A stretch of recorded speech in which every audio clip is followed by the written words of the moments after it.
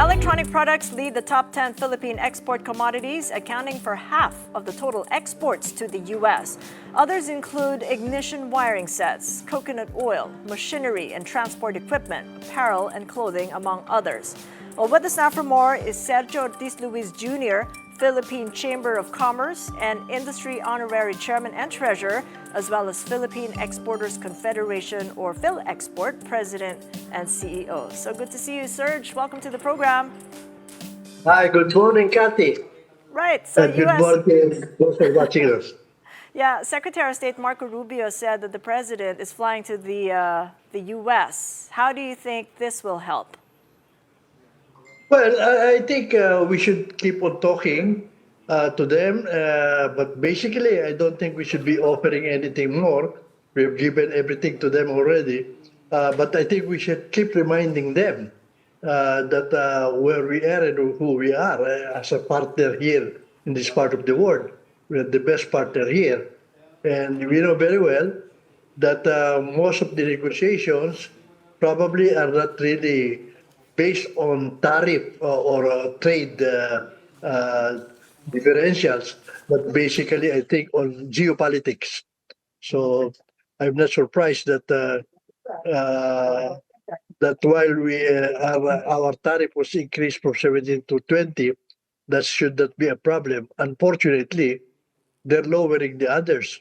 And I don't know who will be next to be lowered after negotiation to Vietnam, who is now the same as ours. Right, as you say, it is geopolitics, and we didn't quite expect that, 17 to 20%. I mean, you would have expected maybe a lower rate post-negotiations. So from the PCCI's point of view, how should the government negotiate in this round? Well, basically, I think we have to remember that on the geopolitics, what Trump from the very start has been saying is he will not use uh, sanctions anymore, even for Russia, but he will use tariff. So he weaponized tariff. And what is the intention? To keep the dollar as the trading currency, and that is primordial because he said, if we lose that, then we have lost a war. And basically, also, as being seen openly now, is threatening those who are going to join BRICS. In both cases, we are not looked at as one of those who will be abandon the dollar, nor to join the BRICS. But these are leverage that other countries here can use, which I'm not so surprised if Vietnam.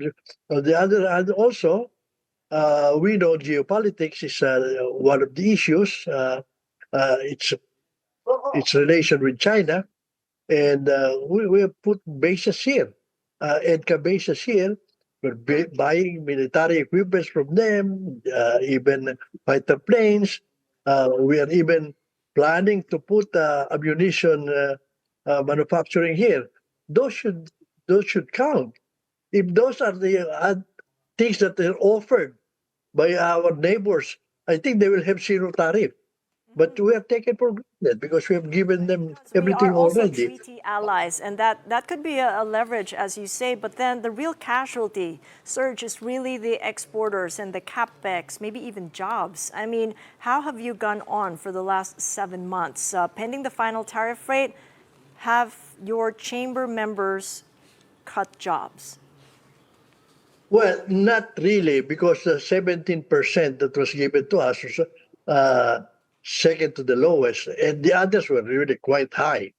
Unfortunately, what is being done now is giving exception to products where we might not be competitive and bringing down rates like the one that was done with Vietnam. That is what is worrisome. On the 17%, in April when it started, we said, let's not worry about them. That would be even be beneficial to us because we are very competitive with our neighbors in the trains. Unfortunately, now we don't know how it will be. But so I guess we just have to keep reminding them we have nothing to offer like our neighbors because our leverages have been already been given offhand. Let's And, build some scenarios. Serge, therefore, I mean, you said that at 17%, we've already maxed out what we can give out. So how vulnerable then is the semiconductor and electronics industry? Because this is really the bulk of the exports to the U.S. correct, but they gave exemption to electronics. So that was okay. Uh, but the effect on the downstream industry and the supply chain is very difficult to to establish. But in any case, the situation is so dynamic. It can change every week. So we cannot keep on guessing what will be done. But I hope that we will be successful in the talks to them. But my feeling is we shouldn't be offering any more to them in terms of trade or benefits to the U.S. because I'm not so sure what we still can offer. I think what we can offer probably will affect our agricultural products, which we cannot afford anymore to do. Also held hostage the supply chains. You've warned of supply chain disruptions when 17% tariffs were first announced. So what impact have you seen so far on the global supply chain during this tariff pause? So far, none. We are just we are being competitive at the 70% at the rate that they gave the others. But now I don't know how it will happen. What will happen? No? Even even on the shipping cost, there is a part of the one of the things that was said by President Trump is that they will also uh, impose tariff on on shipping lines or whatever. I'm not so sure of what is at all. That can disrupt again the supply chain. Looking at the official communication, when you look at the details there, the escalation is really driven in part by the non-tariff barriers imposed by the Philippines. First Metro Securities, we had a chat with them yesterday. It says that the one contributing factor may be that the country's VAT regime currently is the highest in the ASEAN at 12%. And that was recently expanded to cover digital services. Do you think that offering concessions on the non-tariff barriers would be that way forward for our trade negotiators? I think part of the concession of that tariff barrier will be probably partly also of our inefficiency, because I am not so sure we're really imposing tariff barriers on them consciously.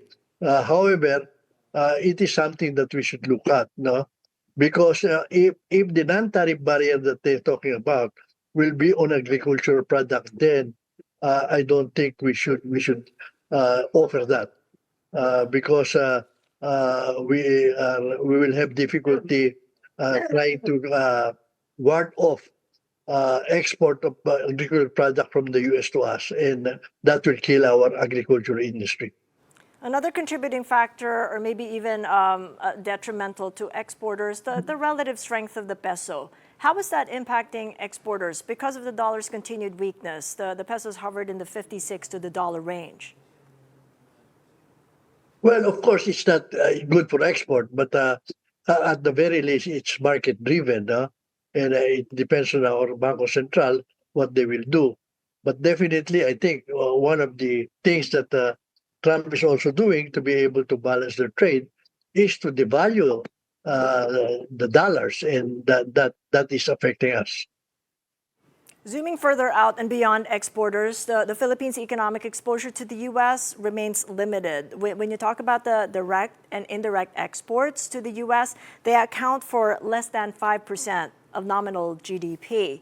So this economy really is largely domestic driven, and that's really what's kept us afloat. So would any of the chamber's exporters consider pivoting to serve the domestic market instead? Well, that has been done by certain industries, like for instance, furniture industry. When it was weak in the export, they began to local. Even our garments industry, which before we controlled 40% basically in the U.S. of the children's clothes, even the Ralph Lauren things that's being manufactured, 40% was being done here. We have lost that, and many of them went local. But local market is very limited, and the price is not really as good as export dollar price.